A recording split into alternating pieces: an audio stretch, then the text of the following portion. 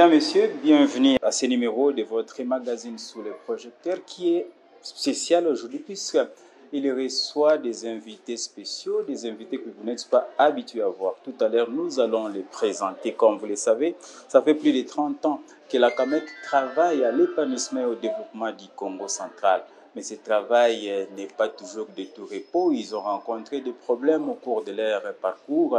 Pendant 30 ans, ils ont aussi accompli beaucoup de choses louables dont nous allons parler tout à l'heure dans cette émission.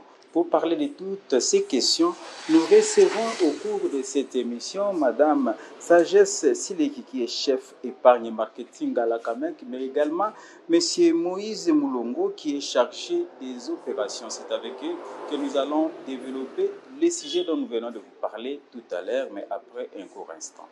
Si vous avez des questions, prière de les poser au 089 30 11 770 et nous nous ferons un plaisir de les transmettre à Madame Sagesse ou à Monsieur Moïse. CAMEC Mbanzangungu, Santiankam. Monsieur Moïse, bonjour. Bonjour, monsieur. Madame Sagesse, bonjour. Bonjour, monsieur. Tout le monde sait que CAMEC joue un grand rôle en Mbanzangungu, tout comme au Congo central, mais c'est depuis le 27 mars, si je me trompe, 1987, que vous êtes là. Et monsieur Moïse, comment ça a commencé? Cette aventure a commencé comment? Qu'est-ce qui vous a motivé à créer la CAMEC? Bien sûr, ce n'est pas vous, mais vos prédécesseurs, les gens pour qui vous avez hérité tout ce que vous faites aujourd'hui. Je partirai du petit historique de la CAMEC qui a commencé notamment avec les enseignants de la confession religieuse CBFC. Je vais peut-être commencer avec ce qu'ils ont fait dans les années 81. C'est juste avec les cotisations qui mettaient ensemble et c'est pour leur permettre d'entreprendre des excursions. Les excursions au cours des temps qui commençaient à créer tant soit peu des accidents et ils se sont remis en cause pour dire qu'on devait redéfinir les choses d'une autre manière. Et vrai que comme on essaie depuis très longtemps, la situation de l'enseignant est très difficile dans notre pays. Ils se sont dit, vrai que du fait que nous connaissons beaucoup de problèmes dans notre société, dans nos portefeuilles, nous devons quand même nous réunir juste à pouvoir chercher à nous prêter de l'argent mutuellement. Et c'est comme cela qu'ils ont créé une caisse mutuelle pour essayer de se prêter de l'argent entre eux. Et voilà, si je peux continuer, oui, sous l'accompagnement de la PRODEC en l'époque, ils se sont dit, voilà, nous devons partir de là pour créer une coopérative d'épargne et de crédit. Et en cela, ils ont ouvert la porte à tout le monde.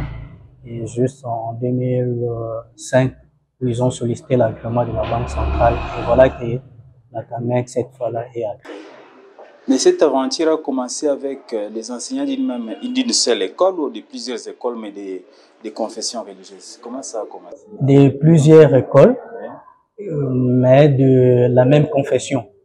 Ils ont eu à travailler en réseau et c'est comme cela qu'à un moment donné, la CAMEC a porté les noms des localités, entre autres. Vous allez entendre parler de la CAMEC Mbanzangungu, la CAMEC Kisanto, CAMEC, et ainsi de suite. Cela a évolué au cours des temps en réseau, mais un réseau d'enseignants de la même confession religieuse qui est la CBFC, comme je dis. Mais heureusement que vous venez de les citer, ça m'aide aussi à poser cette question qui dérange bon nombre de nos téléspectateurs. La CAMEC, la COPEC CAMEC Mbanzangungu et celle de Kisanto, c'est la même, ce sont les mêmes organes, les mêmes comités de gestion ou c'est différent, c'est des institutions différentes? Non, tel n'est pas le cas actuellement, mais à l'époque, ce sont des coopératives sœurs qui ont évolué dans un même réseau. Il y avait ce dont on appelle la centrale, la direction générale, qui gérait toutes ces coopératives. Tout le monde s'est référé à Mbanzangungu, qui est les poumons. Sinon, l'idée est venue des Mbanzangou pour que toutes les coopératives soient créées ou encore puissent voir les jours. Voilà, la direction générale a été établie ici à Mbanzangou.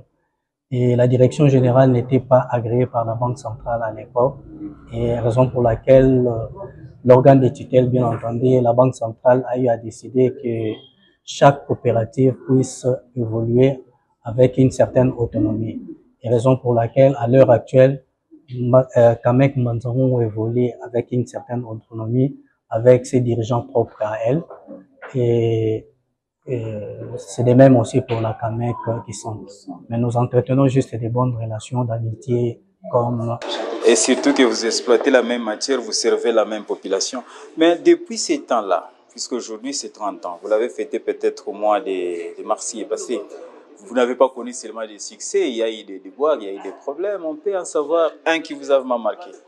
Oui, c'est comme j'ai eu à les citer tantôt, la fermeture de la centrale, de la direction générale, était une difficulté pour nous de ne plus partager les mêmes activités avec nos coopératives sœurs, notamment de la Kamek qui sont tout Kulungongo et j'en passe les meilleurs de toutes les Kamek dont on a eu à citer.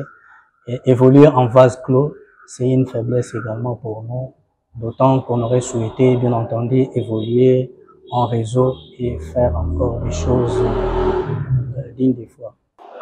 Merci, M. Moïse. Là, vous venez de suivre M. Moïse Moulongo, qui est chargé des opérations à la CAMEC. Il est accompagné de Mme Sagesse, qui est chef épargne et crédit. Et c'est surtout elle qui va beaucoup parler aujourd'hui pour Magamba Mbongo, Kodefana, Kotia, Mbongo na crédit, Italie et Mingi. Là, nous serons bilingues, tantôt français, tantôt lingala. Et Mme Sagesse, 30 ans, c'est beaucoup. 30 ans, c'est beaucoup.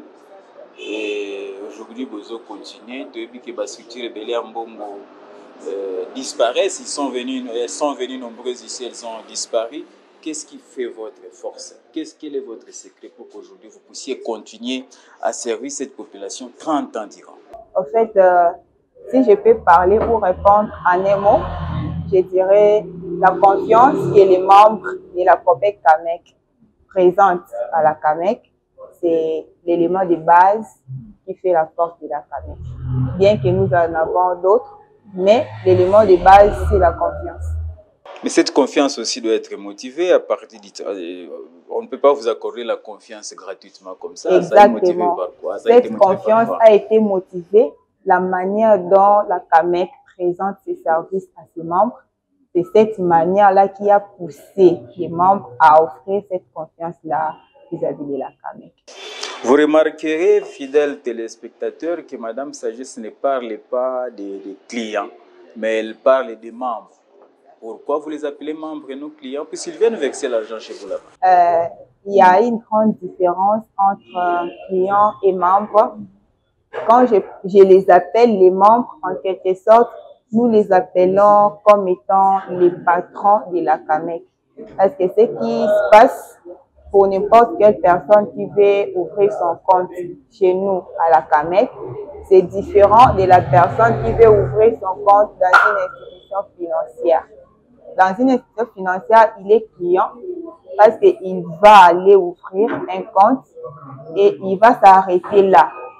Mais cependant que chez nous, à la COPEC Kamek Mbanzangou, vous aurez, on peut revenir en arrière, vous allez apprendre que nous avons des assemblées générales que nous organisons chaque année, ce qui donne le droit aux membres de pouvoir participer, de pouvoir émettre leurs avis, de pouvoir dire un mot. Ils participent directement à la gestion de la Kamek.